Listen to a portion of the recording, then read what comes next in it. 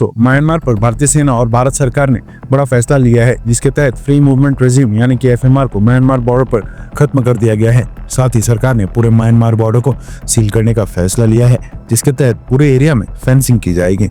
ये पहली बार हो रहा है कि भारत के इतिहास में जिसको लेकर भारत और म्यांमार दोनों जगह विरोध हो रहा है। नागा और कुकी दोनों जनजातियां इसका विरोध कर रही हैं। साथ ही अलगाववादियों का जो सपना था जोलैंड राज्य बनाने का, उसको भी भारतीय सेना और भारत सरकार ने तोड़ दिया है।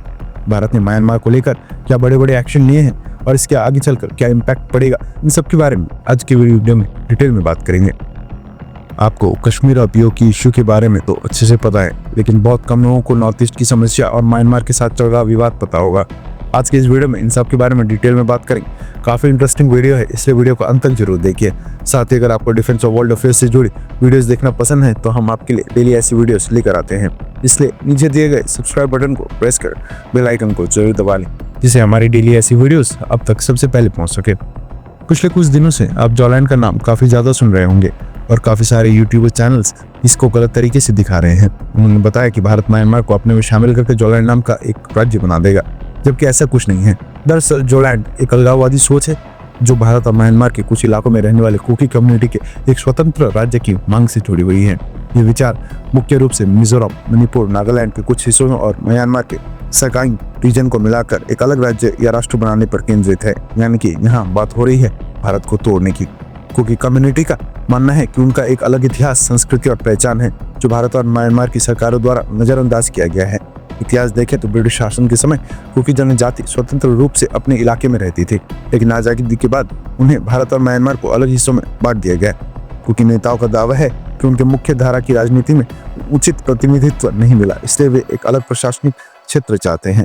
हाल के वर्षों में मणिपुर में मेती और कुकी कम्युनिटीज के बीच संघर्ष बढ़ा है, जिससे इस मांग और बढ़ मिला है। सवाल उठता है कि क्या यह हकीकत बन सकता है? तो आपको बता दें कि भारत सरकार किसी भी अलगाववादी मांग का समर्थन नहीं करती है। संविधान के तहत क्षेत्रीय एकता को मनरक्षा बनाए रखने के लिए सरकार की प्राथमिकता है। म्यांमार देश के अंदर जो कुछ भी हो रहा है उसका इम्पैक्ट भारत पर भी पड़ रहा है। इसके अलावा यहाँ पर इंटरनेशनल साजिश भी चल रही है। म्यांमार के अंदर से उग्रवादी संगठन भारत के अंदर विवाद को भड़काना चाहते हैं। इसके तहत अब सरकार की तरफ से बड़े कदम म्यांमार के खिलाफ उठाए गए हैं। म्यांमार में 2021 में सैन्य तख्तापलट हुआ था, जिसके बाद वहां गृह युद्ध जैसी स्थिति बन गई थी। बहुत से लोग म्यांमार से भारत में शरण लेने आ रहे हैं, खासकर मिजोरम और मणिपुर से। इसके अलावा म्यांमार से भारत में ड्रग्स, हथियार और अवैध घुसपैठ बढ़ गई है। इसको रोकने के लिए सरकार ने 1643 किलोमीटर लंबी बॉर्डर फेंसिंग का फैसला लिया है। ये फेंसिंग काफी खास है, जिसमें एंटी कट और एंटी क्लाइम टेक्निक का इस्तेमाल किया जाएगा। यानी इसे ना काटा जा सकता है और ना ही इस पर चढ़ा जा सकता है। सर्विलांस कैमरास और हाईटेक सुरक्षा सिस्टम यहाँ पर तैनात किए जाएंगे।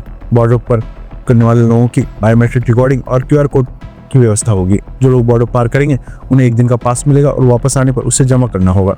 सरकार ने 31,000 करोड़ का बजट तय किया है, जिसमें 64 नई सड़कें बनाई जाएंगी, जिससे असम राइफल्स के जवानों को गश्त में आसानी होगी। पहले भारत और म्यांमार के लोग 10 किलोमीटर तक बिना वीजा के आ जा सकते थे, लेकिन अब इस नियम को पूरी तरह से बंद कर दिया गया है। अब कोई भी व्यक्ति तय गेट से ही एंट्री कर सकेगा और पूरी प्रक्रिया फॉलो करनी होगी।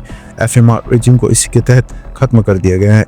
नागा और कुकी जनजातियों को इस फेंसिंग का विरोध कर रही हैं, क्योंकि इससे दोनों देशों के पारिवारिक और सांस्कृतिक संबंध टूट जाएंगे। मणिपुर में पहले से ही जातीय हिंसा चल रही है और इस फैसले से स्थिति और बिगड़ सकती है। कुछ लोगों का मानना है कि सरकार को पहले स्थानीय लोगों से बात करनी चाहिए थी। म्यांमार में सैन्य सरकार और विरोधी गुटों के बीच संघर्ष अभी भी जारी है।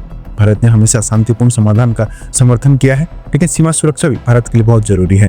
भारत ने म्यांमार से आए शरणार्थियों के प्रति नरम रुख अपनाया है, लेकिन अवैध घुसपैठ और ड्रग्स तस्करी की वजह से सरकार को सख्त कदम उठाने पड़े हैं। भारत म्यांमार की स्थिरता में रुचि रखता है, क्योंकि वहां चाइना के प्रभाव लगातार बढ़ रहे हैं। भारत ने म्यांमार को इंफ्रास्ट्रक्चर और सैन्य मदद भी दी है, ताकि वह स्थिर रहे और भारत की सुरक्षा प्रभावित न हो।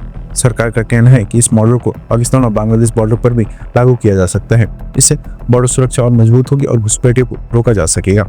सरकार पूरी कोशिश कर रही है कि इस क्षेत्र में शांति लाने की।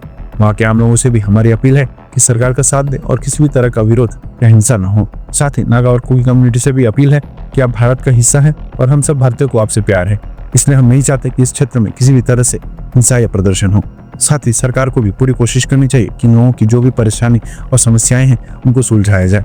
नॉर्थ ईस्ट से अगर कोई ये वीडियो देख रहा है तो कमेंट बॉक्स में अब हमें स्थानीय समस्याओं के बारे में बता सकते हैं, जिससे हम और अच्छे से वहाँ की स्थिति समझ सकेंगे। आई होप दोस्तों आपको ये पूरा मैटर समझ में आ गया होगा। प्लीज फेक न्यूज से दूर रहें। अगर आपको ये इन्फॉर्मेशन और वीडियो पसंद आई हो, मेरी एक छोटी सी रिक्वेस्ट है, नीचे दिए सब्सक्राइब बटन को प्रेस कर बेल आइकन को जरूर दबा लें, जिससे हमारी डेली ऐसी वीडियोस आप तक सबसे पहले पहुंच सके। फिर मिलेंगे एक नई वीडियो के साथ, तब तक के लिए जय हिंद।